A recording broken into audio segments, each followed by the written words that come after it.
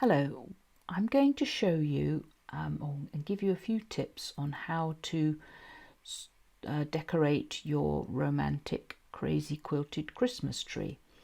Now, as you can see here, I've got the top section. I've stitched it out and I've done the metallic motif fill stitches. They're done with an iridescent thread. Can't see it sparkling here, but anyway, and I've done the outline. It needs a little bit of trimming, and I'll show you how to do the trimming. As you can see, you get little fluffs of silk sticking out. One of the things I did notice when I was doing this previously, some of the scallops, like this one here, can pull out here. So what I did when I hooped this one up, before I put the white silk on top, I used temporary adhesive spray all over the fabric, but I also got my fabric glue pen and I did little lines in these scallops just so there was some glue there to hold the silk in place. And the other thing I did was, after I'd attached the fabric and trimmed it, I stitched the attachment stitches again just to give it extra security. Now I have here all the decorations loaded up in one stitch file on my machine, and I've got an 8x8 hoop over here, and all I've got in the hoop is stitch and tear. And what I'm going to do is I'm going to show you how to decorate your tree in a more traditional way. Obviously you can do the decorations as I've put them together, or you can take the decorations off and add them again in your own configuration. But this is another way I'm going to show you. Now on my Epic 2, you can, if you click this little button here, you can highlight all the colours, or if you click it again, it will just show you the next colour that's going to stitch out. And if you notice, I've got loads of colours here. So first of all, I want to stitch the star and put it on the top of the tree, but I've got to locate it. Right. You'll need to refer to the PDF to discover which colour, which stitch number, colourway number each design is going to come start on. There you see the outline of the star. So what we're going to do is we're going to stitch it out on this stitch and tear.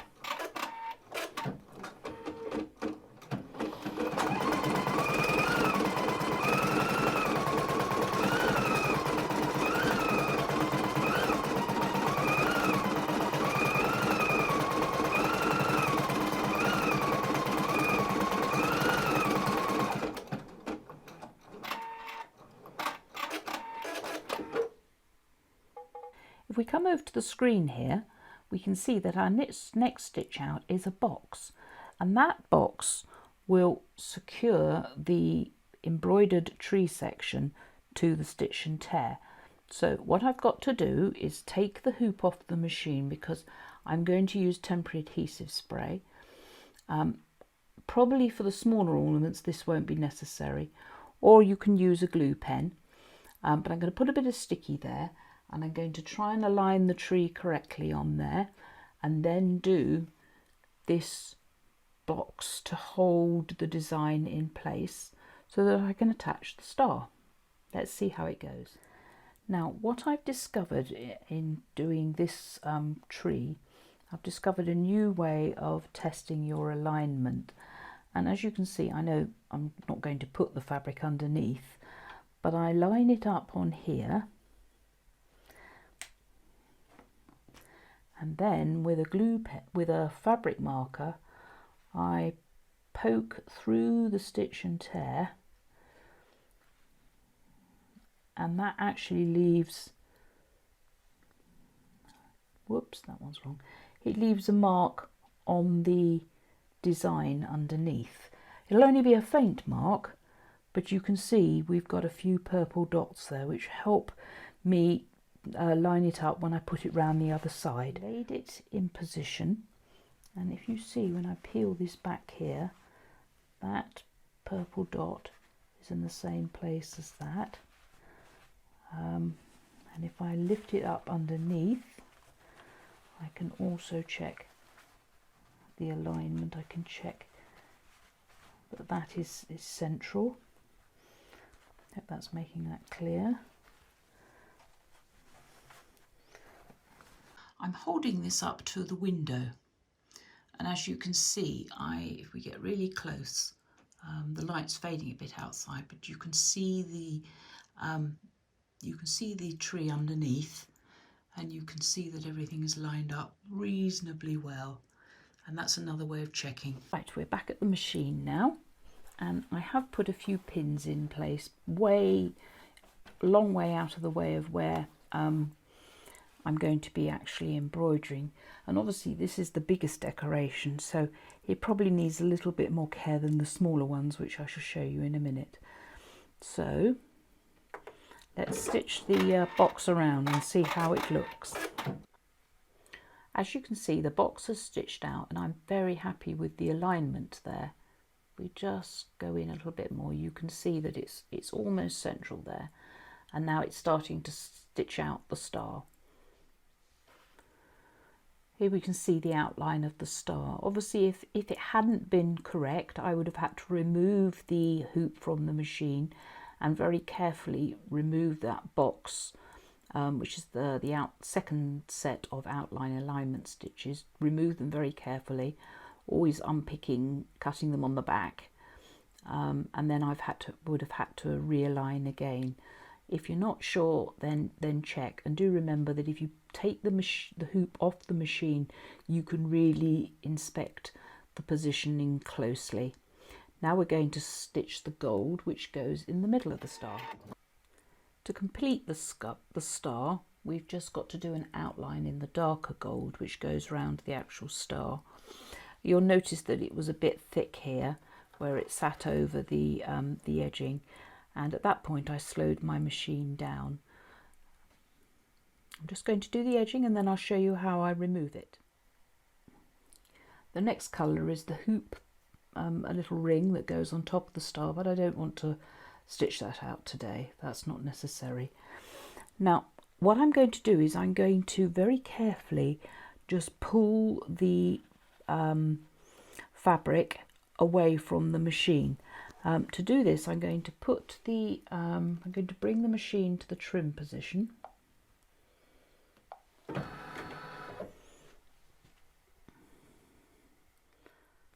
You do have to be very careful with these designs, especially as you've got this metallic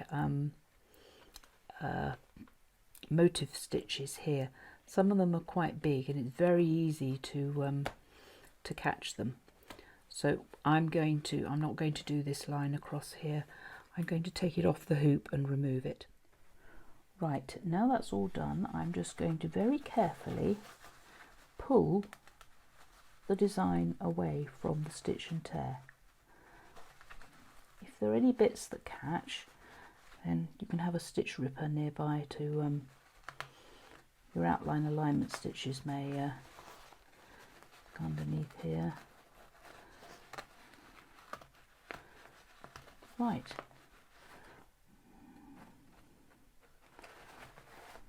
And we have a hole there, but remember, everything on all the designs that are on the on this stitch out are in different positions, so that hole doesn't really matter. You could repair it if you really weren't happy with it. And there is our star. Look on the back, as you can see, it's attached. I'm going to remove the rest of my stabiliser. I wasn't quite sure whether to leave it in place or not, but I'm going to take that off, and we'll put a smaller bauble on. We're all ready to stitch out the next bauble, and I'm going to do this one here. Alright, so I'm going to select the next colour only, and as you can see, that is the outline. So let's just stitch that on the stitch and tear.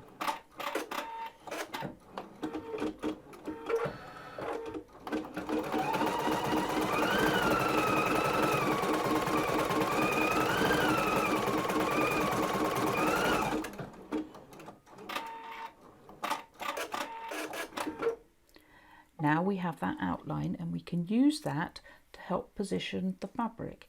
It doesn't matter too much, you haven't got to be very accurate, and not as accurate as the star. The main thing is that the bauble is aligned nicely vertically.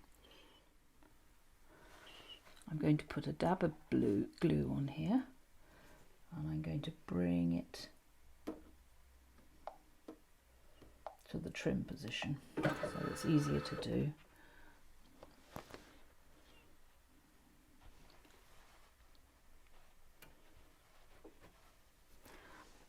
Bright green, this stuff, but it fades very quickly. And we can take our embroidered tree and look at where the bauble is. Make sure it all looks reasonably upright. Take it back to the current stitch position. Push it firmly with your fingers. Now and then do the box round.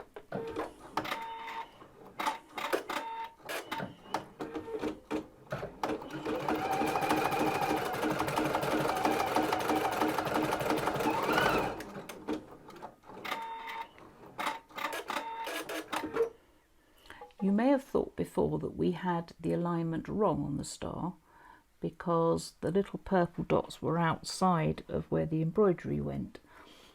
But remember, the outline alignment stitches do have, there is a little gap between them. So that's the reason why the embroidery didn't go right to the purple dots. Let's stitch this bauble out and see what happens.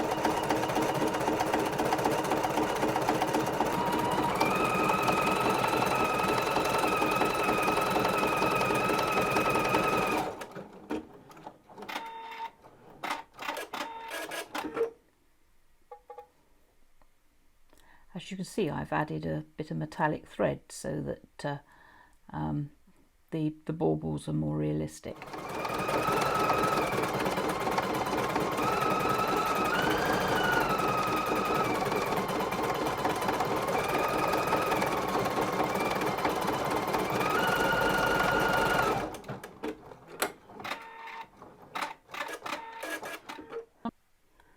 The more of these you do, if you decide to decorate your tree in this way, the more proficient you get, and you'll get to the stage where you won't thread the needle out. You'll just let the needle punch the outline on the stitch and tear, and you won't need the box either. And this is what I've done here. So let's see how this star goes.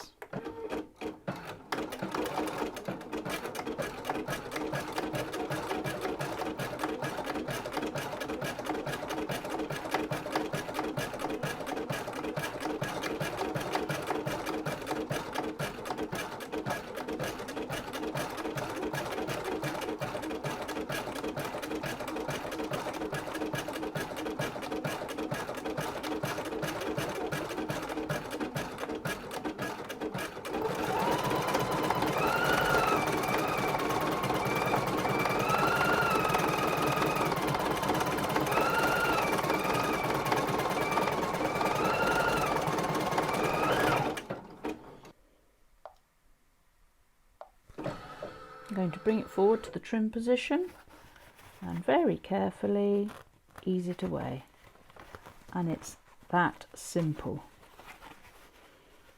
Obviously it's best to pull it towards the middle of the design, and there's our next ornament.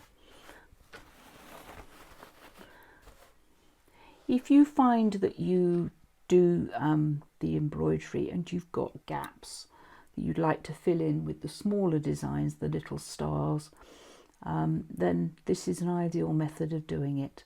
And I call it, I first devised it a long time ago. One of my first videos was about that. Stitch and remove. It's very easy to do.